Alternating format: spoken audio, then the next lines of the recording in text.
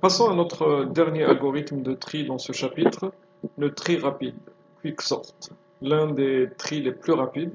Si un jour vous utilisez la méthode de sort du package euh, utile de Java, sachez que c'est le tri rapide qui est utilisé dans cette méthode ou dans cette fonction.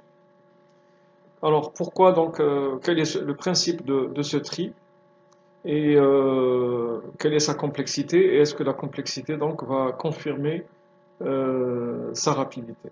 C'est ce qu'on va voir. Donc avant ça, expliquons le principe.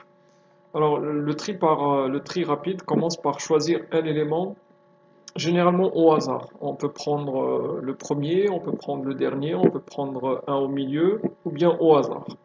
Et cet élément-là, il sera appelé pivot.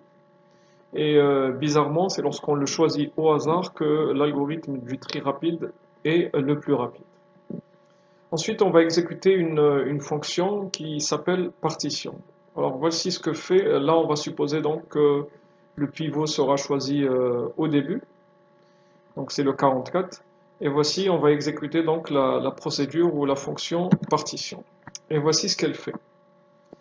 Alors si on analyse bien, imaginons que le tableau est trié, 21, ensuite on aura 24, 28, 35, 36 et 44, 58, 70. Est-ce que notre tableau est trié? Non, la fonction partition qui a fait ce travail-là ne l'a pas fait, notre tableau n'est pas trié, mais vous pouvez remarquer que, et je l'ai déjà mis en évidence, vous pouvez remarquer que le 44, il est déjà à sa place. Donc, quel que soit l'élément qu'on choisit, que ce soit le début, le dernier ou au milieu, au hasard, cette fonction est capable de lui trouver sa place et de le mettre à sa place. On peut par exemple remarquer que dans le tri par sélection, on fait un petit peu le même principe. On cherche le minimum et on le met à sa place. Mais chercher le minimum et le mettre à sa place, c'est plus simple. Alors que cette fonction partition, quel que soit l'élément qu'on choisit, elle arrive à trouver sa place, qui peut être au milieu, à la fin, au début, tout dépend de sa valeur. Mais en plus de ça, cette fonction donc puissante qui est la fonction partition ne fait pas que ce travail, ne fait pas que de trouver la place d'un élément. Remarquez que tous les éléments qui sont dans la partie gauche sont plus petits que 44. Donc le 21 et le 24 ont été déplacés de ce côté-là. Et tous les éléments qui sont dans la partie droite sont supérieurs à 44. Donc résumons, c'est une fonction qui, quel que soit l'élément que vous lui donnez, elle peut lui trouver sa place et en plus elle va placer tous les éléments qui sont inférieurs à lui à gauche et tous les éléments qui sont supérieurs à ce pivot-là sont à droite. Voilà. Si on comprend donc ou bien on vous donne le code source de partition, le reste devient facile. Et on va commencer par le reste et on va laisser la fonction partition par la suite. Donc on va considérer la partie gauche et la partie droite et on va répéter le même travail. On va appeler cette fonction partition de manière récursive. On va travailler sur la partie gauche et ensuite sur la partie droite. Donc pareil ici, on choisit le pivot. Bon, si on a démarré avec le premier, à chaque fois on choisit le premier d'un tableau. Donc on va continuer ici. Choisissons le 24 et exécutons la fonction partition qui va lui trouver sa place et on va avoir toujours la partie gauche inférieure à 24 au pivot et la partie droite supérieure à pivot. Donc pareil, on continue notre division grâce à la récursivité. Cette fois-ci, nous obtenons une partie, un sous-tableau de taille 1. Donc comme dans la fusion, lorsque le tableau devient de taille 1, une seule case, l'algorithme s'arrête, c'est plus la peine de continuer. Cette partie-là est déjà triée, le 21, voici sa place définitive. Là, on a un tableau de taille 3, donc on continue. Remarquez que cette partie-là est en train d'attendre. En fait, le compilateur, il la met dans une pile et il va donc l'exécuter par la suite. Maintenant, on va choisir le 28 comme pivot et on va le placer à sa place. Il est déjà à sa place. Donc, la partie gauche est vide. Donc, le compilateur va continuer avec la partie droite. On choisit le 36 comme pivot. Et on exécute la même fonction partition qui est exécutée donc plusieurs fois. Le 36 trouve sa place et on va donc continuer avec la partie gauche, la partie droite étant vide. Et le 35 étant un tableau à une seule case, donc il trouve sa place et là on ne fait plus de récursivité. C'est à ce moment-là qu'on va revenir à la partie droite, on choisit le pivot. Bien sûr, l'algorithme ne sait pas que cette partie de droite est déjà triée, donc il va exécuter la partition encore une fois. Le 58 reste à sa place, et on continue avec le 70. Et là, c'est ici que l'algorithme s'arrête, puisque tous les éléments ont trouvé leur place définitive. Et voilà, notre tableau devient trié. Voilà, tout ce travail qui peut vous paraître fastidieux est à l'origine d'un des algorithmes de tri les plus rapides. Et croyez-moi, si vous exécutez cet algorithme-là sur des tableaux de très grande taille, 1 million, voire 1 milliard d'éléments, vous allez voir la différence avec les autres algorithmes de tri. Alors passons maintenant au principe. Donc je le rappelle, on divise le tableau en deux parties séparées par donc, cet élément qu'on choisit d'habitude au hasard, c'est le pivot, et bien sûr la fonction partition s'occupe de ce principe-là. Les éléments de la partie gauche sont inférieurs à pivot et les éléments de la partie droite sont supérieurs à pivot, de telle manière que automatiquement le pivot trouvera sa place définitive, puisque tout ce qui est à gauche est inférieur et tout ce qui est supérieur se trouve à droite. Alors, avant donc toujours de revenir à cette fonction qu'on a regardé exécuter plusieurs fois ici grâce à la récursivité, on va donner l'implémentation. Donc ici c'est pareil, on utilise deux indices début F1 parce que je voudrais donc appeler quicksort par récursivité. Donc je dois savoir quelles sont les frontières des deux sous-tableaux à trier. On teste le même test que dans le tri par fusion. Si début est égal à fin ou supérieur à fin, ça veut dire que c'est soit j'ai un tableau de taille 1, soit je n'ai même pas de tableau. Et dans ce cas-là, il n'y a rien à faire. Ensuite, la première chose qu'on va faire, on va exécuter cette fois-ci la partition. Donc cette fonction ici, elle va choisir un élément au hasard, ou le premier, le dernier, le milieu, peu importe, et elle va lui trouver sa place, et elle va me rendre son indice, qui est représenté ici par indice pivot, i pivot. Donc on utilise cet indice-là pour savoir quelles sont les frontières des deux parties. La partie gauche, donc c'est de début jusqu'à i pivot moins 1, et la partie droite, c'est de i pivot plus 1 jusqu'à fin. Et là aussi, il n'y a aucun algorithme spécifique qui va trier cette partie-là.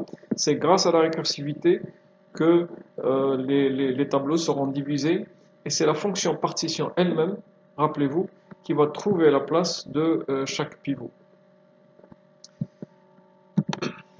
Voilà, on passe directement à la complexité. Avant de revenir à cette fonction partition. Donc pour la complexité, j'ai divisé donc l'implémentation en plusieurs lignes. On va analyser chaque ligne et on considère deux cas que j'ai appelés favorables, défavorables, mais laissons ça de côté pour le moment. Essayons d'analyser la complexité. On a d'abord ce test-là, sa complexité c'est ρ de 1. Ensuite, nous avons la fonction partition. On va voir par la suite que sa complexité c'est ρ de n. Maintenant, il nous reste cette partie-là.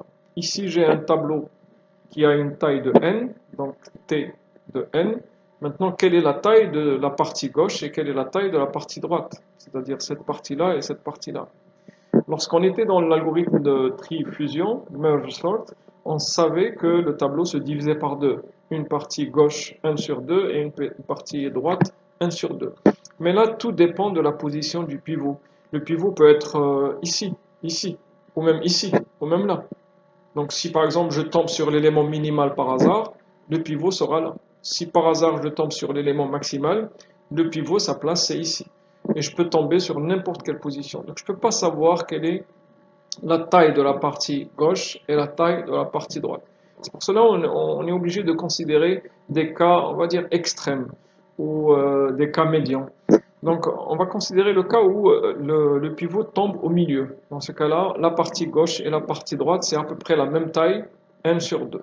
Donc là, je suis en train de trier de deb jusqu'à i pivot moins 1, je considère que c'est à peu près n sur 2. Et ici, je considère que je suis en train de trier la partie droite, c'est à peu près. Je dis bien à peu près parce qu'en fait, il y a un élément qui a été déjà placé. Nous avons un élément en moins. Mais en fait, même si vous mettez moins 1 ici, le résultat final sera le même. Donc, autant simplifier en mettant 1 sur 2, 1 sur 2, en disant que à peu près ici, on aura la moitié du tableau, et ici, pareil. La moitié du tableau, et ici, pareil. Maintenant, les autres cas extrêmes, imaginez que vous tombez sur l'élément maximal. Si vous tombez sur l'élément maximal, le pivot sera placé ici. Donc la partie gauche aura une taille de n-1. C'est pour cela que j'ai mis ici t de n-1. Et la partie droite, elle n'existe même pas. Donc l'ordinateur, lorsqu'il ne trouve pas de tableau, deb sera supérieur à 1, il va sortir. Donc on aura ρ de 1. Ou bien, si on tombe sur l'élément minimal, ça sera le contraire. La partie, on va dire, droite sera t de n-1 et la partie gauche est vide et on aura donc ρ de 1. Donc si on fait la somme dans ce cas-là, que je vais appeler favorable, on trouve t de n est égal 2tn sur 2 plus ρ de n plus ρ de n. La somme de ça, c'est ρ de n. Donc 2tn sur 2 plus ρ de n, ça on l'a déjà vu dans le tri par fusion et ça nous donne une complexité quasi linéaire de n log n. Maintenant, si on considère qu'on a choisi, qu'on est tombé par hasard sur l'élément minimal et maximal, qui peut vous paraître une bonne nouvelle, vous avez un tableau de n milliards d'éléments et tout par hasard vous tombez sur l'élément minimal, vous le placez au début, regardez ce qu'on obtient comme formule de récurrence. T de n est égal, on peut considérer soit ce cas-là, l'élément maximal, soit ce cas-là, l'élément minimal. Les deux mènent au même résultat, t de n-1 plus ρ de n plus ρ de 1. Et donc, tout simplement, t de n-1 plus ρ de n. On néglige les constantes. Et de ce côté-là, c'est pareil, t de n-1 plus ρ de n. Donc, que ce soit vous tombez sur l'élément minimal ou maximal, vous allez obtenir la formule de récurrence t de n égale t de n-1 plus ρ de n. Si vous développez cette formule, vous allez tomber sur une nouvelle surprenante. La complexité est ρ de n au carré, une complexité quadratique. Et c'est pour cette raison qu'on a appelé ce cas-là défavorable. C'est un petit peu le pire cas. Lorsqu'on choisit par hasard l'élément minimal au maximal, on est dans le pire des cas. Et lorsqu'on choisit un élément qui, à peu près, il tombe au milieu, on est dans le best case. Donc, en résumé, la complexité pire cas du tri rapide, c'est ρ de n au carré, et le best case, c'est n log n. Donc, comment justifier que cet algorithme-là, il est rapide, alors que sa complexité, pire cas, elle est quadratique? Ça, on va le voir par la suite. Mais juste rappelez-vous que ce cas-là, c'est lorsque on tombe sur l'élément minimal et maximal. Et réfléchissez juste quelques secondes. Est-ce que, à votre avis, si vous avez un tableau de 1 milliard d'éléments, est-ce que vous allez toujours avoir de la chance en tombant sur l'élément minimal ou maximal à chaque fois? Heureusement que ce cas-là, pour ce tri-là, est très très rare. C'est pour cette raison, cette complexité-là, elle est très très très rare et on va essayer de peut-être justifier ça par la suite. Mais avant ça, passons à la partition, comment elle fonctionne. Donc imaginons qu'on choisit un pivot qui est au début, on peut choisir n'importe quelle position.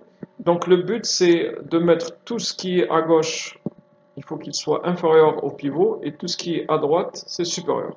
Donc pour arranger ceci, on va tout simplement mettre un compteur et on va se déplacer. Tant qu'on trouve des éléments qui sont inférieurs au pivot, on avance. Et on s'arrête lorsqu'on trouve le premier élément qui est supérieur. Il se peut que le premier élément il est déjà supérieur, donc notre indice s'arrête ici, notre indice I par exemple.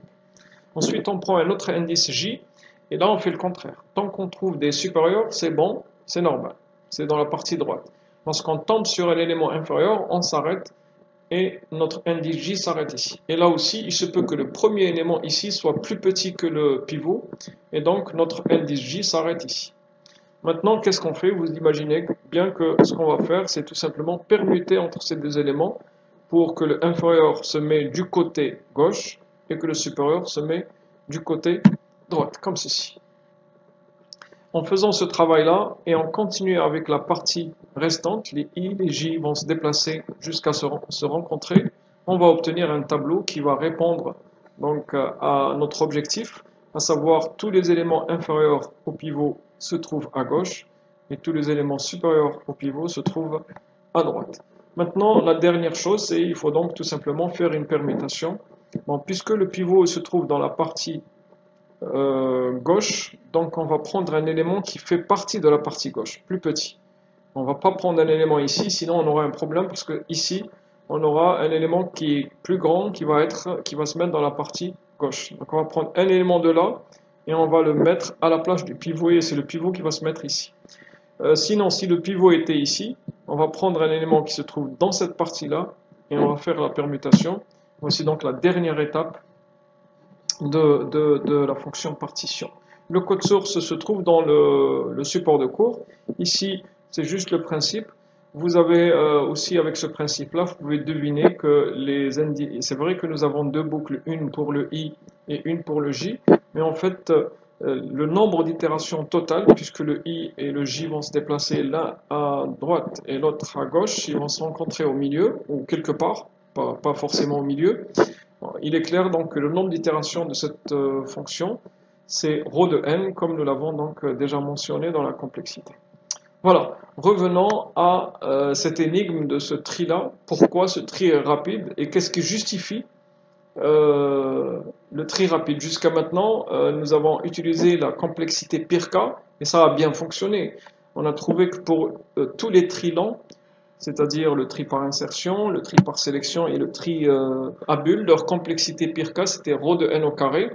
Et ça montrait bien qu'ils étaient lents, hein. Comme je vous ai dit, c'est des minutes sur des tableaux de grande taille. Alors que le tri par fusion, c'est quelques secondes, vu que sa complexité Pirka, c'est n log n. Maintenant, qu'est-ce qui se passe pour cet algorithme-là? Pour expliquer ceci, il faudra faire appel à une autre complexité qu'on a malheureusement pas mentionnée jusqu'à maintenant, la complexité en moyenne. Nous ne l'avons pas mentionnée parce que tout simplement, elle ne fait pas partie du programme de ce module. La complexité average case, elle est assez difficile à calculer, elle utilise des techniques de probabilité. Et regardez, je vous la donne ici directement. Regardez, pour le tri par sélection, du moment que le worst et le best, c'est n au carré, donc c'est sûr que le average case, c'est n au carré.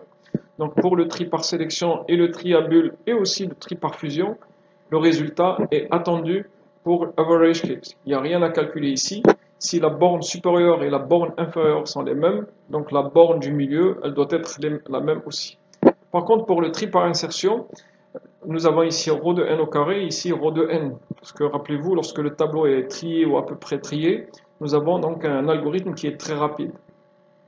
Mais la complexité average case, c'est n au carré. Même si nous avons obtenu cette complexité en considérant un tableau qui est trié à l'envers, mais malheureusement, cet algorithme-là, dans la majorité des cas, il fait beaucoup de comparaisons, beaucoup de déplacements, et sa complexité en moyenne, c'est ρ de n au carré. Maintenant, passons à notre tri rapide. C'est vrai que sa complexité Pirka, donc dans la théorie, on ne peut rien dire, c'est ρ de n au carré, c'est quadratique. Mais n'oubliez pas, cette complexité est obtenue lorsqu'on tombe par hasard sur le minimum et le maximum, ou le maximum à chaque fois, ce qui est très rare. Et on arrive à démontrer, ça c'est démontré, vous pouvez trouver la démonstration dans la littérature en ligne, que si on choisit des pivots au hasard, la complexité en moyenne du tri rapide est n log n. Voilà, avec ceci, donc on peut expliquer pourquoi ce tri dans la pratique est plus performant, et je vous le dis aussi, il est même plus performant dans la pratique que le tri par fusion. C'est pour cette raison qu'on l'utilise généralement dans les méthodes. Voilà, avec ceci, je pense qu'on a dit l'essentiel, ce qu'il fallait dire donc, dans ce chapitre. Je vous remercie de votre attention.